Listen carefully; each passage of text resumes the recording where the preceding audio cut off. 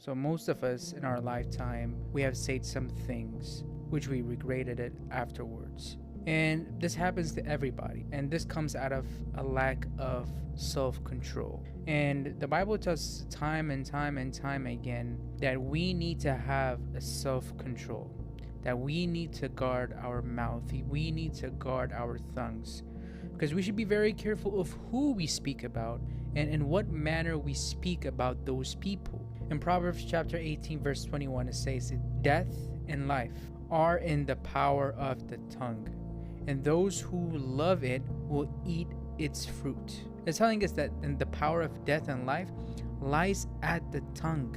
So we should be very careful, because in the same manner, when we speak good thing, it brings life. We can bring death when we speak about bad and evil things. We should be very careful what proceeds from our mouth. In James chapter 3 verse 5 to 6, it says, the tongue is the small member, yet it boasts of great things.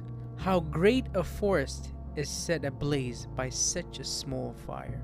A tongue, it is a small part of your body, but it talks and it boasts about very great things, and it could do a lot of damage. It brings us an illustrative example. This huge of a forest can be burned up by a little of a fire. In Proverbs chapter 21 verse 23, whoever keeps his mouth and his tongue keeps himself out of trouble. There is a saying, before you speak, think twice. This is telling us that we need to be careful. We need to consider every word that we're going to speak before we say it out loud, because once it gets out of our mouth, we can't get it back. So we have to think it twice before we move on to actually speaking it, because it could be good or bad, but once it comes out of the mouth, you won't get it back. So it is very, very important to guard our mouth. It is very important to guard our tongue. The reason why we should do that is that it breaks relationships, okay? It could bring life or death. Okay, these gossips behind people back could ruin relationship, could ruin friendship. So we should guard our mouth.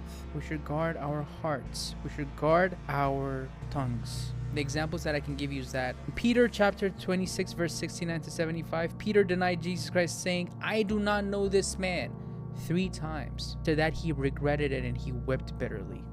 So these are men of God which have said things which made them regret it afterwards. So let us always be careful what comes out of our mouth, and let us consider every word.